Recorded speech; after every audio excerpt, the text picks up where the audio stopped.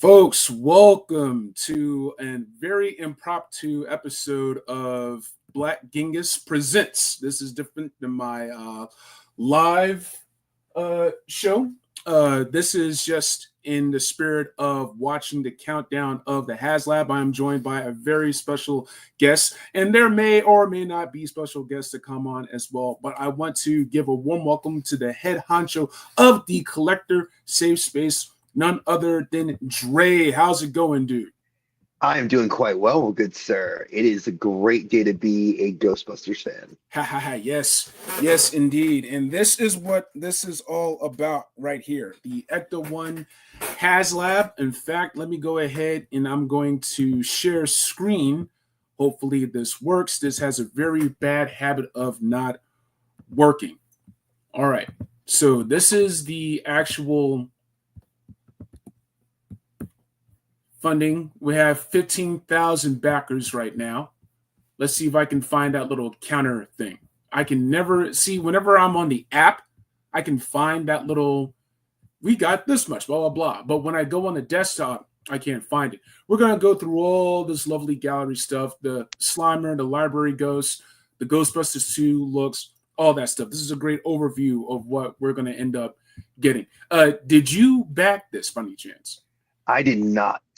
My best friend and brother Dave Dimension, he was a backer for it. I think Hey Archer was for it, and they are like giddy as schoolgirls right now because I remember they posted in the chat on Sunday that it had already was like reaching the numbers to be backed, which I think was awesome.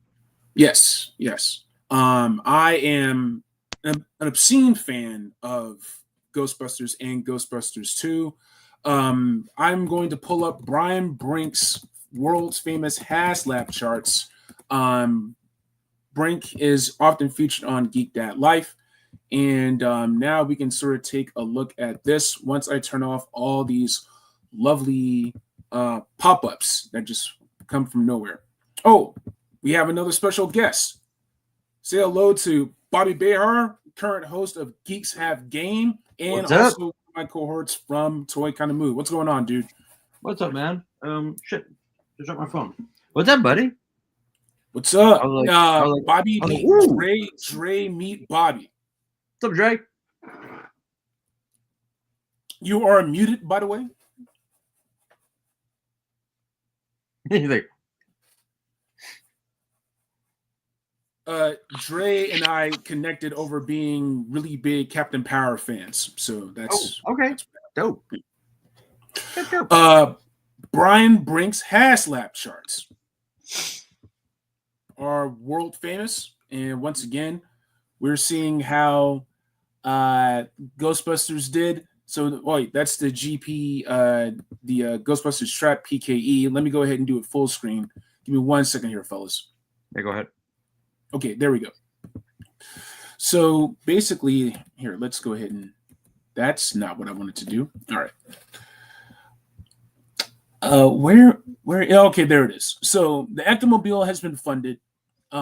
It's pretty much here down. You can see at the bottom, Ectomobile deadline is tonight. We have about 25 more minutes until this sucker goes. So let me go ahead and switch here. Yeah, so 25 minutes, 30 seconds. Yeah, it was weird timing for the Ecto-1. What's up, Johnny Reno? Yeah. It was weird timing because we're all broke. We're all broke from Thanksgiving, Black Friday, Cyber Monday. This is probably going to be my final purchase of the year. Really quick, if I wanted to show off stuff, not just to toot my own horn, but just to be like, this is what made things so difficult for supporting the HasLab. Did anyone get the Rattler? No, I didn't. No, that was. Did anyone get the Dragonfly? I did not. Okay. I have two friends that did, and I got to see their reviews. So I live vicariously through them.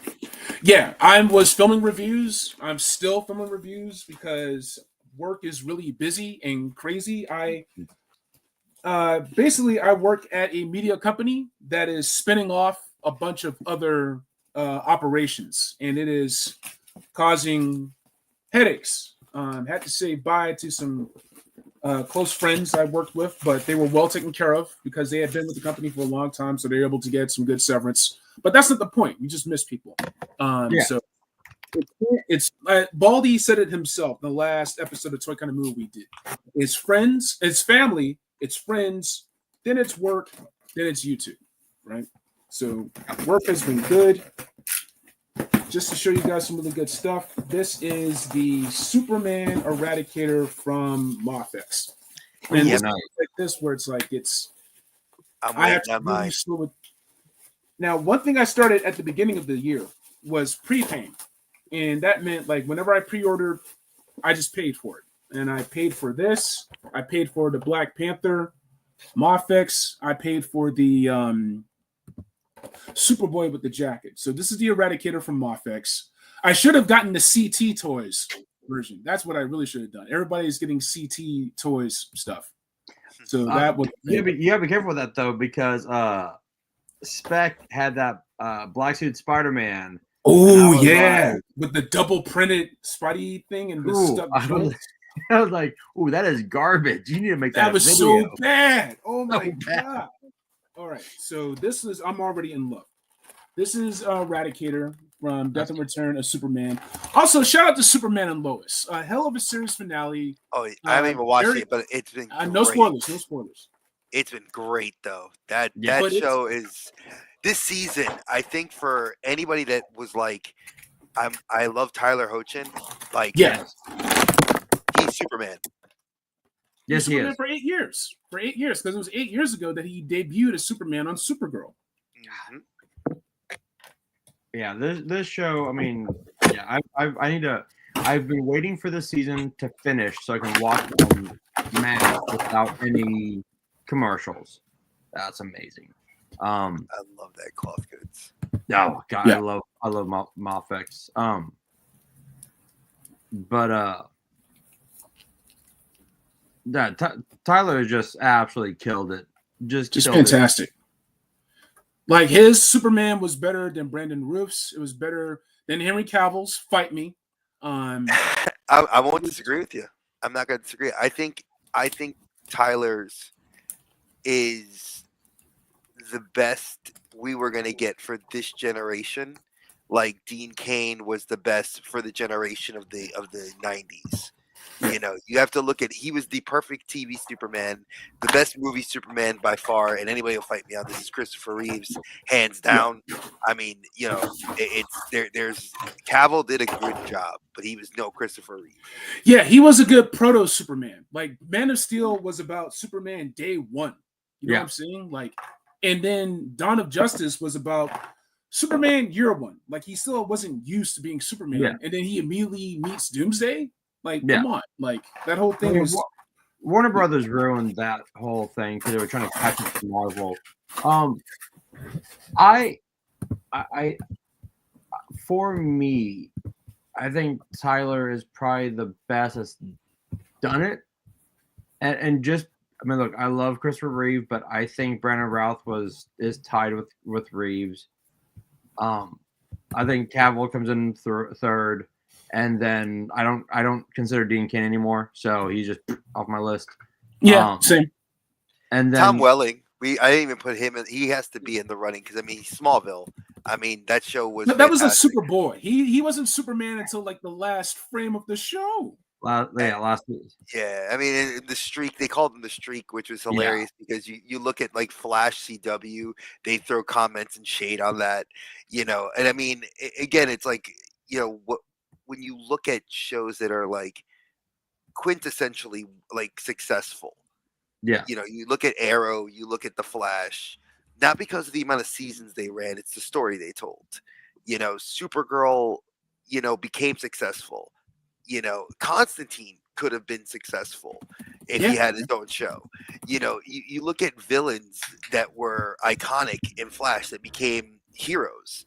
You know, Wentworth Miller, I loved him in other works that he's done. And then I see him in The Flash and I absolutely loved it. You know, and it's like you can't, like, quintessentially you got to look at all these characters and say who fits what shoe. You know, and Yeah. like Tyler, he did it. The kids, like I don't like Jonathan getting the powers this season. I kind of felt like that was a cop out because this looks like it might have been another season. It had to happen though. Yeah. I mean, there are talks of a spinoff. I know that he said that he was interviewed, and there's like, he's like, never say never. I'm like, well, yeah. I'll say this about Superman and Lois, in that, and Felipe, you're not wrong. Arrowverse is better overall than the DCU. oh yeah, Yeah. hands down. And as much love as we are giving Tyler, I think we also have to give it to is it Jennifer Tillich who played Lois? Elizabeth. Elizabeth. Tillich. Yeah, she killed it as Lois. Oh yeah.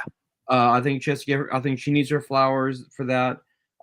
I have to give the writers a giant kudos because the way that they and this is what I loved about the show when it first started 4 years back, is that every CW show, when you had brothers, they always were enemies. They were always fighting each other.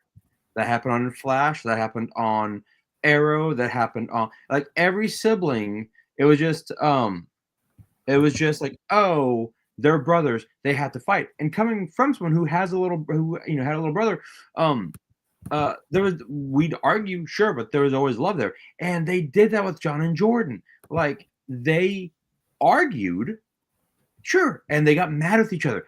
They're brothers, that's going to happen. But what always happened? They always kept backing each other. They always kept coming back to you. They always had each other's back. And that's something that I was like, that is fantastic, right? Like, everything about that. Like, finally, they're doing something where, like, are they a little whiny? Was Jonathan a little whiny? Or the first season, I couldn't stand that. I mean, like, I'm like, yes, he's a whiny emo kid, fine.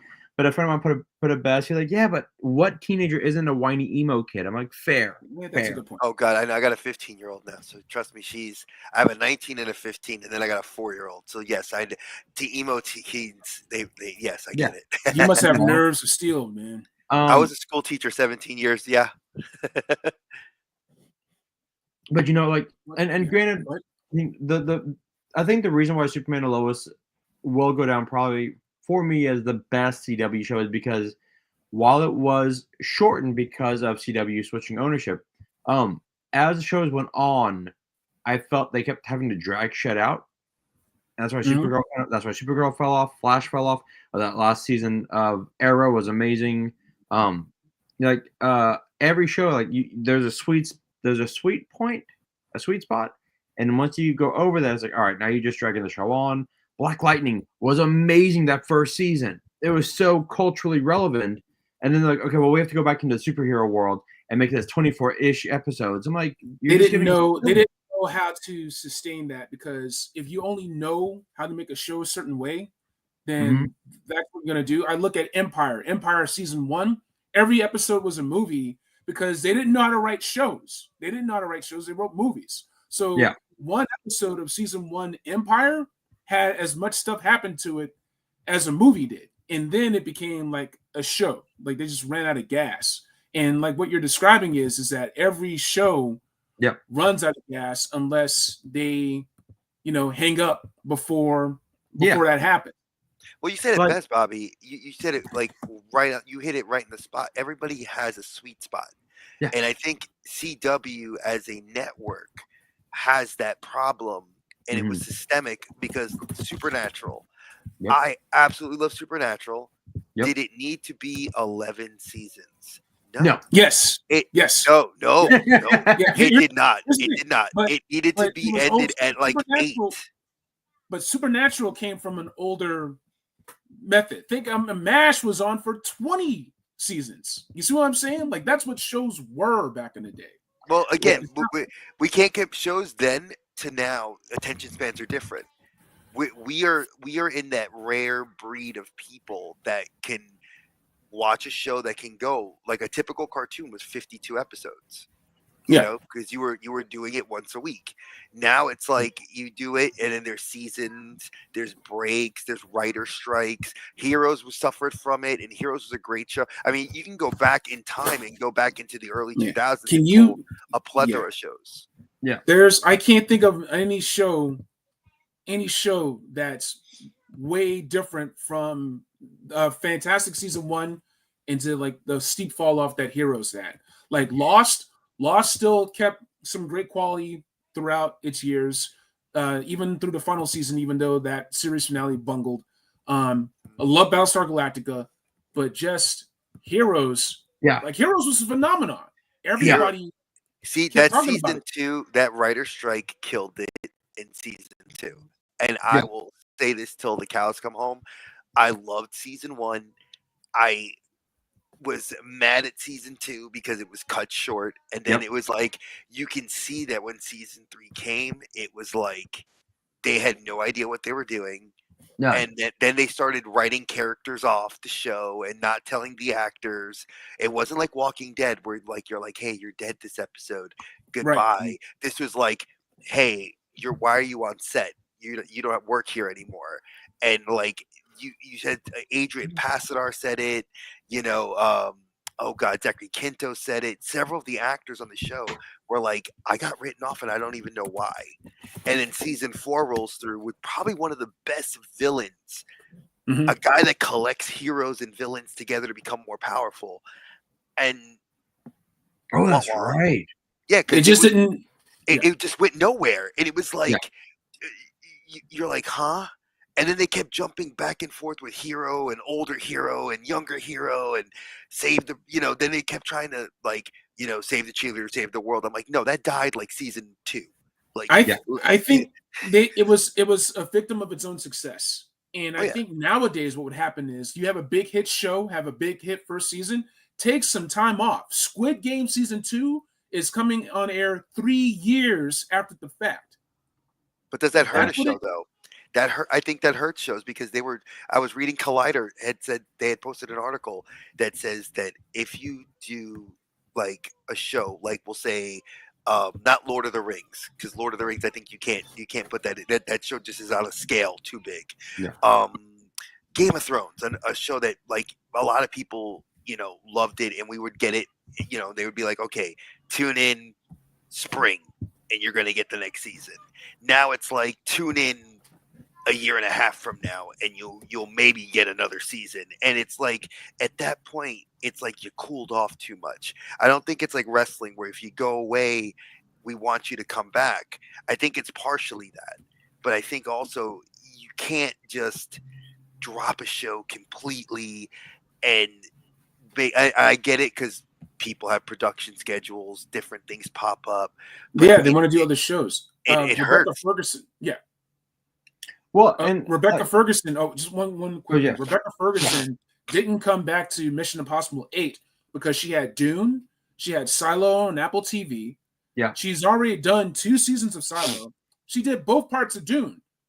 They're still finishing Mission 8 for next year. You see what I'm saying? Like you had to calculate some things. And even Mission 8 too. I'm sorry. Go ahead. No, I was gonna say, that sucks. The fact that they killed her, like what happened to her character in Mission 7, pisses me off. Same. But I mean, it's weird because, like, I was gonna say, like with like some of the CW shows, like when you look at the way that broadcast TV is, it's like, okay, like Black Lightning suffered from this. Like season 1 was a shortened season, and each episode was like culturally relevant. Boom, boom, boom, boom. Season 2, season 3, it's like, all right, well now you're gonna get 24 episodes. Half of that will be like important episodes. The other half will be filler, and that filler really drags down. It's like eating empty carbs. Like you just feel full, and like, oh wait, there's dessert. There's something yummier. I just ate like 15 pounds of like tortilla chips. I just drank an entire bottle of whiskey. No, exactly. The other thing, and this is where, and KJ, I need to get you on the show because I really want to have this discussion eventually. Okay. Yeah. But we were having a discussion about after House of Dragons ended, and they're like, okay, it's gonna be 2 more years, And we made the point that you made the point that these seasons are movies. That each episode is a movie, so it takes some time. Fine, but we look at a show like Severance on Apple.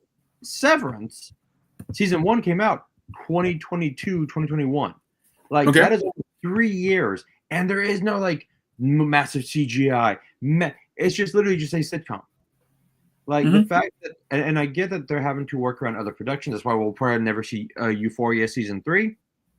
Sydney Sweeney and Zendaya. It'll probably be called something else. They would have to retitle it at this point. Yeah. Exactly. But we're seeing that, and Dre made a point to when the show is takes off such a long hiatus, it does cool off. Perfect example: Stranger Things comes out this summer. Yeah. They're having to work around the fact that there's been 3 years since season 4, and these Millie Bobby Brown is 21.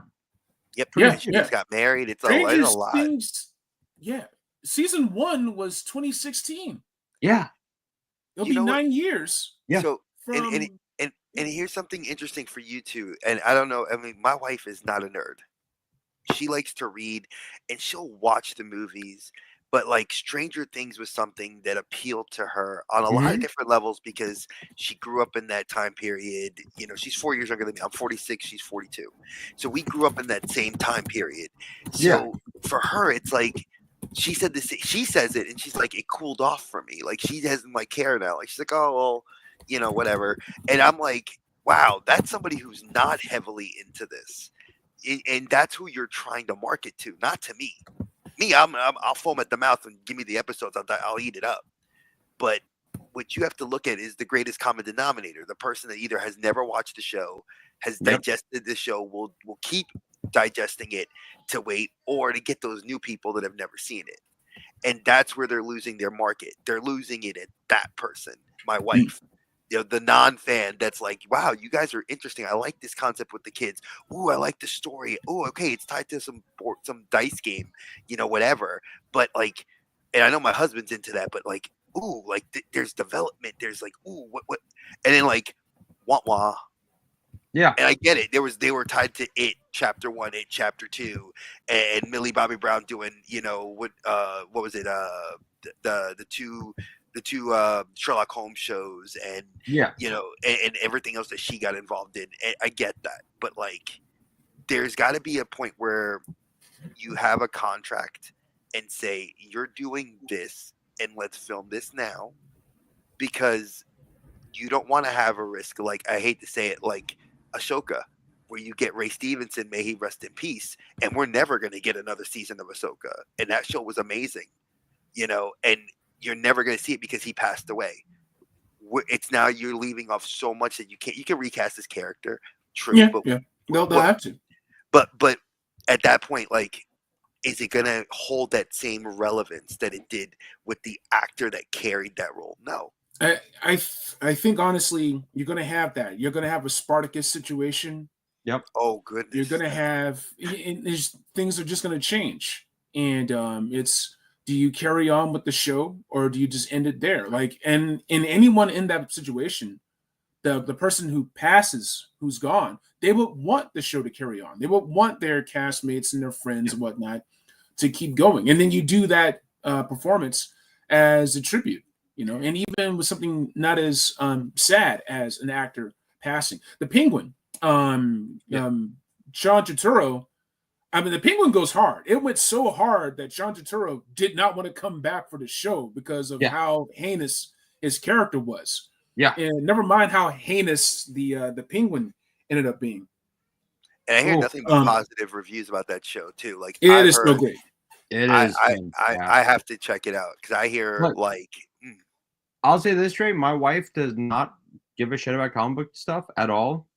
She was like, "Do we have a new Penguin? Do we?" Yeah. She was hooked on it. Okay. But she also loves she's a huge horror fan, so she's all about Stranger Things, and she's so happy because Squid Games comes back on her birthday. She's like, birthday present. I'm like, awesome. Cobra Kai. See, my wife and we love Cobra Kai. Like, that's because we love the Cobra Kid, the Karate Kid, and we were like, so like this like this little mini snippet of episodes was like, like I need more, and then they're like, oh, March, May of next year, maybe we'll figure it out. That's how it goes. It's better to do that than to do anything bad. We have 3 minutes, 23 seconds left. Current backings at 15,644 backers. So at that price, and just using the base price of 330, 15,644 times 330, not a bad chunk of change. $5,162,520. Sweet. Before tax. So that's how much this Ectomobile pulled in, right? Compared to something like, say, the Rattler. Let's go ahead and go back to Brian Brink's magical HasLab charts. I wanted it back so badly. Oh. There's always the aftermarket. I'm going to have to buy the Rattler aftermarket. I'm going to have to buy that Mezco Tangerine that just came out. I'm going to have to buy it aftermarket because I have to. Great, too. She looks fantastic. And I'm going to have to really be choosy with what I get. So, once again, we had the G.I. Joe classified average. So, we're going to say 26,000 Rattlers sold. And it's sold at, I believe, $330 as well. So, that was 8,580,000. So, like, that's just, I guess that's the strength of the brand left in the Ectomobile in Ghostbusters. So, when you have these properties that go on for so long, they're not going to be as popular as, a resurgent G.I. Joe classified series with hundreds of characters. Marvel Legends, MCU. Hey, Frank Demonio, what's up, dude? What's up, Frank? Thanks for joining us, man. We got 1 minute left on this. So if there's anything, would you guys want to budget differently for a HasLab to be like, I should have set aside money. I paid for this thing, but it's going to hurt. I am boiling rice. I am boiling beans. I mean, I'll be real with you. I think that my best friend Dave said it best. It's almost like Hasbro was looking for this to try to fail because of the timing. Because you have to look at when the other HasLabs came out in the times of the year. This time of the year, you're looking at it's the holidays, man. It's literally 23 days till Christmas. You're after Black Friday. For me, my wife and I just dropped $500 on my daughter's 15th birthday party yesterday. Yeah. So it's like, so for someone like me that even if I could do it, I couldn't do it. It's like this was the community of Ghostbusters and fans really coming together. And I'm going to even say the resellers too, getting their relative shit together and getting their stuff and saying we're gonna make this be successful. Because in all honesty, look at Power Rangers. Power Rangers went the way of the dinosaur. Now they're gone. And this was on the chopping block. So this survived, but will it survive another HasLab? I don't think so. It's just I really wish that if they had picked a different time, if they had picked the spring, like February, March, they could have timed it with. If you did it post Valentine's Day, like between that Easter to like right before summer vacation time, you would definitely get it backing. If you did it like right after school starts, before Thanksgiving, that would have been another time. But once you get past that Thanksgiving mark, you run into Black Friday, Christmas, New Year, Cyber Monday, Cyber Monday, you run into so much. Yeah, if they had launched this in May, I'd have backed it. I would too. If they had put this out next May, backed it. Yeah. I also have to say, how come Winston isn't on this poster? That's all. I'm sorry. I know he's on this poster. Cool. That's great. Oh, awesome. There was actually a reason. Technically, he wasn't hired, wasn't he? Because he wasn't hired at this point in the movie. Okay. Yeah. So if you remember, and this is why I do love, like, people like the two new Ghostbusters have the lovers or haters. I love the last two, but the thing I love what they did with Winston's character is they show him to be the genius that he is, because in the original script he is Dr. Zedmore. In the original script, He is, he's a doctor. And then Yeah, they my made best him friend an got me the everyman. pin. Yeah, love it. That's awesome. That's amazing. He has his PhD in, I believe, engineering. hmm And they cut that. I forget why they cut it. I think it was like for like time or something. That's why when he walks in, it just boom. And then part 2, you don't. But like everyone's like, wait. Like everyone on this team is a doctor, and then like just like some random dude. Tony said it. That's why in these next 2, in the last 2, they're like, oh no, Zedmore is, if you when you watch the 2 new ones, they really do give Winston his props. He's keeping Ray's his bookstore open. He's keeping the firehouse going. Like Winston has money. Yeah. Like Winston is fucking like, all right, I got you, Ray. I get like boom boom. Like it's like so he had a military background, but he's I think in the original script he was also a Marine. But it's the fact that he actually has his PhD in engineering. Oh yeah, and you could see that that's the evolution of his character across. Even I know the 2016 Ghostbusters movie, which a lot of people don't. The all females Ghostbusters. A lot of real Ghostbusters fans do not consider that movie canon, even though his character is in the movie. It's not by name, but the name Zedmore is in the film. Yeah, and it's and I'm like, that's ooh. but if that's the case, like, is it like a different dimension, or is it in the same So that's the universe? thing. Because the way they treat it is that ghosts are still a new phenomenon that had to be dealt with. Hence the formation of Ghostbusters. Yeah, It's interesting because like I think Dave has to do a whole video on this because he's the Ghostbuster expert in my friendship with him. I love him. I glean all my knowledge from Dave. And what I've gleaned is that movie is like it's considered canon, but it's not fully canon. So it's like it depends on what circle you roll in. If you're rolling in the like true Ghostbusters, yes, it is 100% canon. So but it's not. There's a comic book, The New Ghostbusters, that treats real Ghostbusters and Extreme Ghostbusters as canon.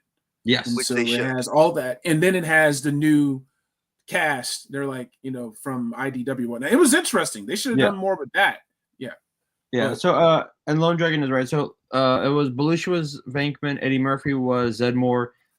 In the original draft, it wasn't proton packs, it was wands.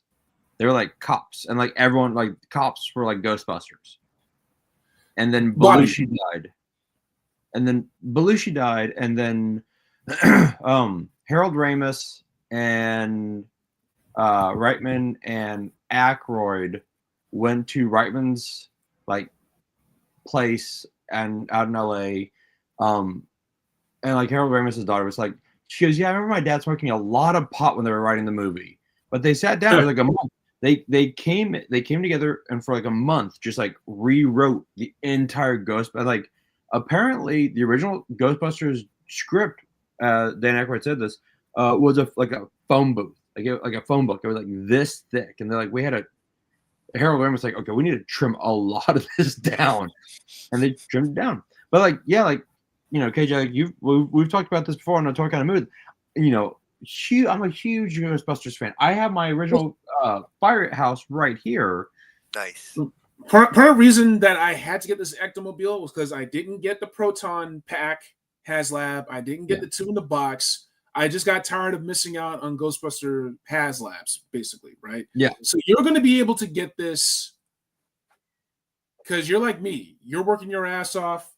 Dre, Bobby, and I are both writers. We're not working together, but I know this dude's mode. So it's only a matter of time before, whether it's commercials or whatever. Like, the point is, you're going to get that Ecto-1. It's going to be... I'm putting it in there. Look, Bobby, I'm putting it out there for you. Thank you. I mean, realistically speaking, listen, we all know, like, and I'm going to be real. I'm an adult collector. I've recently, KJ, I know you were showing off your Eradicator. Yeah. I made a Exo. That's the next move. I'm going Exo 6. My whole move is going 1/6 scale. I'm telling you, if you looked at below my desk, how many Hot Toys are sitting here? It's like no, man. I made the jump. I didn't show off. Collection. I didn't show off my John Wick Mofex either. These guys are doing CT toys. It's like, God bless you. Like I'm gonna have to put on Instagram later. Listen, KJ. Christmas is around the corner. I mean, if you just don't need it, I mean, I got my hand. He'll have a spot. Dude, that Jean-Luc Picard captain's chair was like on sale on Entertainment Earth for like $100. So here's my problem. I absolutely love. I'm gonna get a Picard, but I think I'm gonna go with the Strange New Worlds crew, and Spock is the next one up on the pre-order list. Yeah. And the thing is, I asked Dave because he 3D prints. I said, "Hey, you think we can get Pike's chair?" He said, "Find me a picture." I found him a picture. Okay. We're gonna hope I get a 3D printed chair for Pike. It's gonna. I'm putting that out for you as well. But really quick, just to stay on target. Stay on target. No, the campaign has now ended.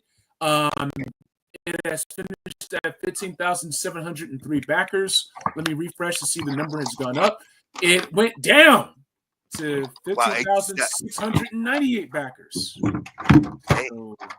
Hey. Listen, we won. Hey, it still happened. It still made it happen. Let me try that one more time. Let's see if 15,698. So it is what it is. That was super last minute. Once again, this was hyper intense. Yeah. This is a Black Genghis presentation, different from my usual live episodes. Black Genghis Live will return in 2025, so please be on the lookout for that. What? No one did that unless they're talking amongst themselves in the chat. But I hope you guys have good holiday plans. And I didn't want to derail things really quick from what we were talking about earlier with the original Ghostbusters thing and whatnot. It's just that it's hard to really make those tough decisions about, where the money goes, especially you have big things planned for the future. You got some people are doing this, some people have to deal with that. It is what it is. But I would say that there's always going to be something else that's cool.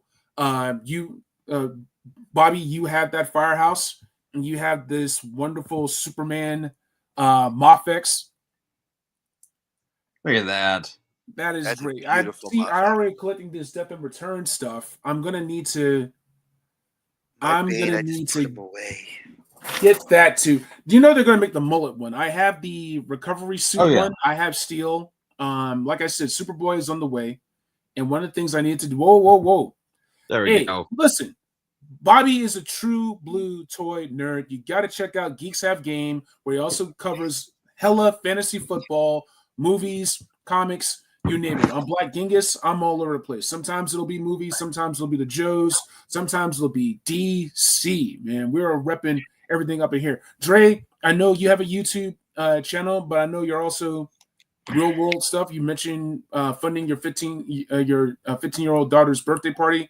Where can cats find you on Instagram? If you guys are looking on Instagram, it is Dre of the Collector Safe Space. It is a home for people that are just looking for no drama, that are just like-minded guys and girls that are just going to talk toys and literally are looking to form friendships. I mean, I believe in that. I went through some very bad groups that it was just a lot of drama. And at one point, Dave and I just got together, and Dave is one of the closest friends I have. We crack jokes. We post, as you can see, I post my family, there as well. I keep it 100%. What you see is what you get with me. I'm also on YouTube at the same name of Dre of the Collector Safe Space, and I posted an update video because I had some life stuff happen. I had some surgery, which I'm all good for now. Okay. And I'm getting back in the role of things. I do have tons of reviews I have to film and stuff, but 2025 will be when I think the channel will be back up and rolling. Yeah, same here. And you also are on the sinking ship known as X, formerly known as Twitter. I am, but I'm not. I don't think I've posted there in forever. Yeah, I'm on Blue Sky and I'm loving it. It is bliss. I'll be going there. Nice. That's the next one I'm going to go to. All right, man. Senor Behar, where can the masses find you, good sir? Geeks Have Game on TikTok, on Instagram, and YouTube. Actually, tomorrow night. So me and Derek have kind of pushed our show to Tuesday nights because it's a little easier, and that way people aren't watching us and football at the same time. But tomorrow night we actually have we're actually doing a special guest. Gene Solis will be on. He wrote the comic book Ghoul Agency, and he has Avengers for Dummies, which is actually part of the Dummies series. He's doing Avengers for Dummies. He's a big Avengers fan. Loves the Avengers. So yeah. The animated intros with Tony, that was a lot of fun. And then the New York Comic Con wrap up was a lot of fun because I'd never been to Comic Con in New York, and that was just way too much fun. But yeah. So I'll be on tomorrow night, and then yeah. All right, and also your TikTok. I have got to get Black Genghis TikTok up and running. So I've been shooting stuff, but once again, shooting is one thing, editing is another. Yep. But I got plans. But you've been putting the work in, and it shows, man. So I'm always rooting for you. Have been since jump. We're gonna be celebrating episode 200 pretty soon. Yes, shout out to the Terror Drone. Yes, indeed. So we're not having an episode of Terror Drone, me and Tony, but we will be hosting Delta 17 and Toy Connections tomorrow on both of our channels. So you can find that, and let's see if I got this here. Here we go. So you can find that on Tony's Figs YouTube and also here at Black Genghis YouTube. It won't be on Instagram, but it will be on the YouTube. So be sure to check that out. It is an evening with Delta 17. I have got to give a big shout out to Ken for this amazing figures. The accessories are great. You can stash the weapons. This is the Crimson Okami, I believe. Let me make sure I got this right. What is this? This is the Okami Sentry Elite. That's what this is.